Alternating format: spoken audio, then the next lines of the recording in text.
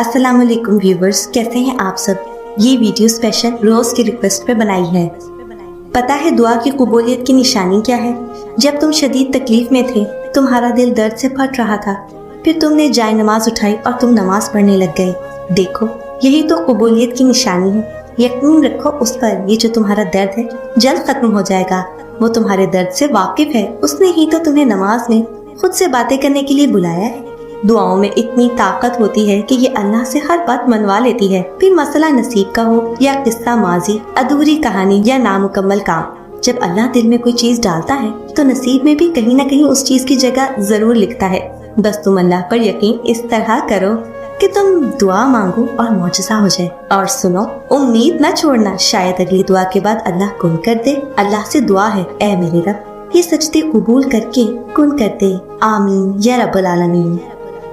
जब अल्लाह तुम्हारे दिल से किसी चीज का ख्याल नहीं निकालता तो वो उसी चीज को तुम्हारी हकीकत बना देता है। अगर अल्लाह तुम्हारा दिल नहीं बदल रहा तो यकीन रखो कि वो तुम्हारा नसीब बदलने पर राजी है। दरअसल कुछ मांगने वाली अदाएं ही ऐसी होती हैं जो उसे बहुत प्यारी लगती हैं। वो उस अदा को बार बार देखने के लिए कबूलियत का वक्त बढ़ा देता है। और अगर वो उस चीज को तुम्हारे जहन और दुआओं से नहीं निकाल रहा जो तुम चाहते हो, तो जान लो दुआ कबूल हो चुकी है। ये जरा सी देर तो मुलाकात का बहाना है। जिस पुकार को वो हर दफा तुम्हारे मुंह से सुनना चाहता है, फिर वो उसे रद्द कैसे कर सकता है? मांगने की शिद्दत कबूलियत की सबसे बड़ी दलील होती है। तुम्हारी मुसलसल दुआएं तुम्हारा मुकद्दर मुकम्मल बदल देती है। जब अल्लाह को तुम्हारे मांगने का अंदाज पसंद आ जाता है, तब वो देने में जरा सी ताखीर कर देता है ताकि तुम्हारी आवाज उसे बार बार सुनाई दे। बार बार एक ही दुआ मांगते हो अपने रब से तो जान लो तुम सफर में हो। अभी जानते हो कौन से सफर में? कुन के सफर में। ये कुन की जुस्तजू जो तुम्हारे दिल में आई है और उसको पाने के लिए जो सफर तुम कर रहे हो, वो है कुन का सफर। तुम्हारा दिल थक चुका है मगर यही कह रहा है कि तेरा रब कुन फरमाएगा एक ना एक दिन जरूर, और तेरी जिंदगी जरूर मोड़ देगा। गमों से एक दिन निजात जरूर मिल जाएगी। तुम्हारा रब जानता है कि तुम्हारा उसके सिवा कोई सुनने वाला नहीं। तो जब वो देखता है ना कि मेरा बंदा मेहनत कर रहा है, सब्र कर रहा है, तवक्कल कर रहा है, तो वो फिर कुन फरमाने में देर नहीं करता। और तुम जो ये सफर कर रहे हो उसकी मंजिल सिर्फ कुन ही होती है।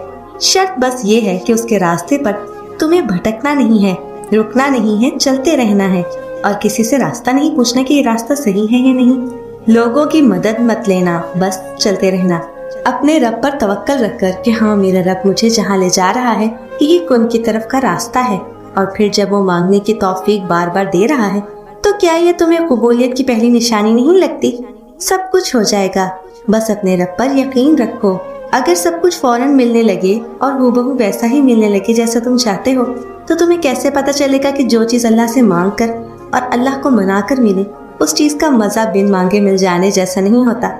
और अगर नींद आंखों में उतरने लगी तो तुम कैसे रात के अंधेरों में वो सरगोशियां सुन सकोगे जो अब अल्लाह और तुम्हारे दरमियान होती हैं। तुम्हारी दुआएं सुन ली गई हैं, मगर ये वक्त आजमाइश है अब कि इंतजार कितना करते हो।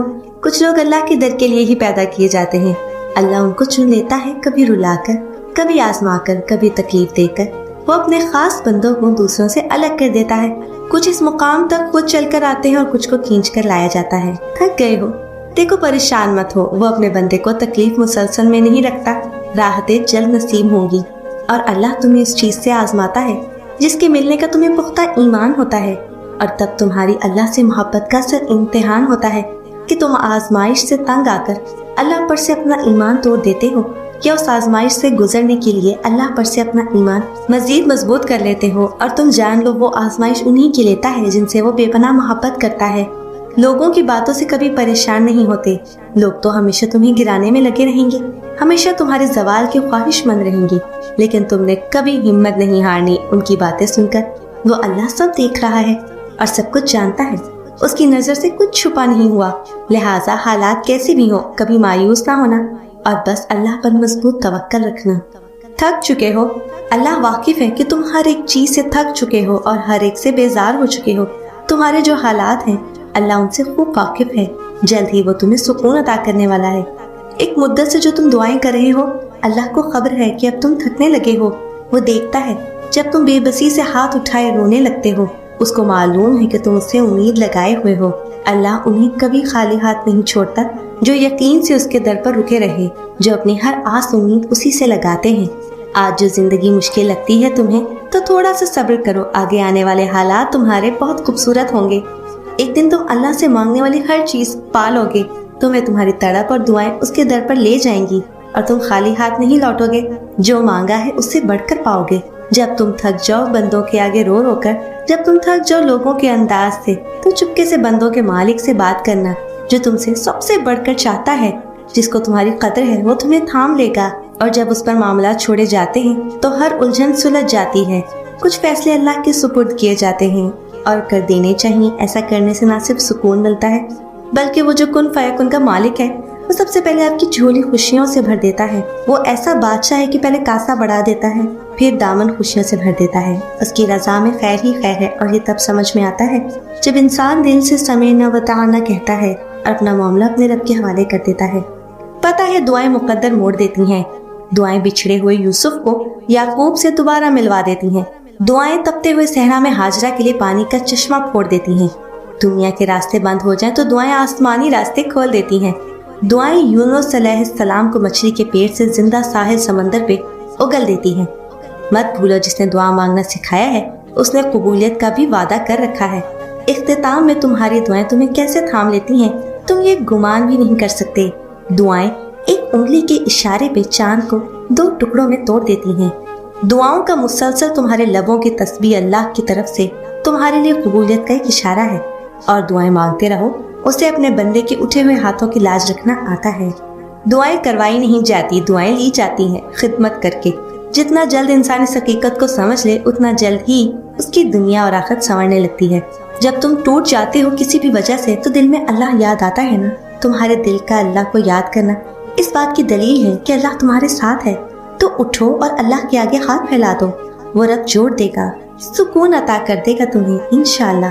دعائیں کتنی پیاری ہوتی ہیں نا، جو ہر بندے کے لیے عرش تک سفر کرتی ہیں، اور پھر وہاں پہنچ کر کہتی ہیں کہ واپسی کا سفر اب قبولیت لے کر ہی طے ہوگا۔ جب تمام راستے بند نظر آئیں اور سب ناممکن لگے، تب یاد رکھنا کہ ایک راستہ ہے جو ہمیشہ کھلا رہتا ہے، اور وہ دعا کا راستہ ہے۔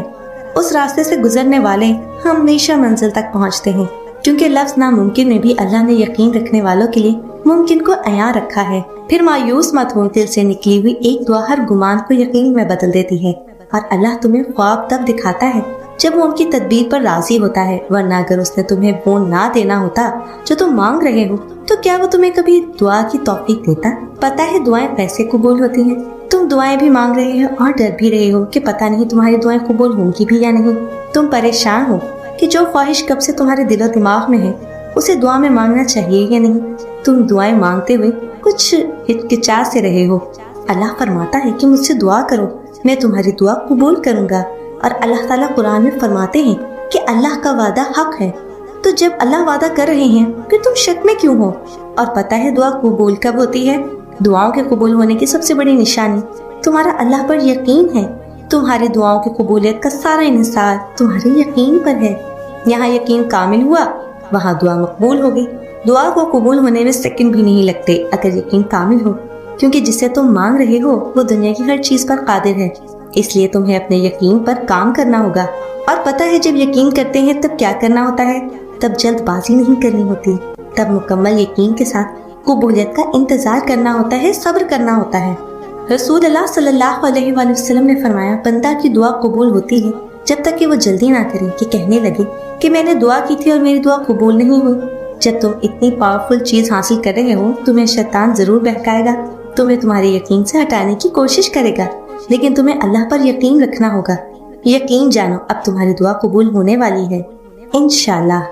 جو اللہ کی چاہتوں پہ شکایت نہیں کرتے، ایسے شخص پر ان کی اپنی چاہ کے بھی دروازے کھول دیے جاتے ہیں۔ اللہ اپنے بندوں کو تعمر تڑپتا ہوا کبھی نہیں چھوڑتا، وقت کے ساتھ سارے زخم مٹا دیتے ہیں۔ تم بھول نہ جاؤ اسے، اس لیے تمہاری من پسند چیز سے فاصلے بڑھا کر اللہ سے فاصلے ختم کر دیے جاتے ہیں۔ جب یہ کہنے والا تمہارا اللہ ہے کہ تم مانگو مجھ سے میں دوں گا، پھر کون ہے جو کہتا ہے کہ دعاؤں سے مقدر نہیں بدل سکتے ہیں؟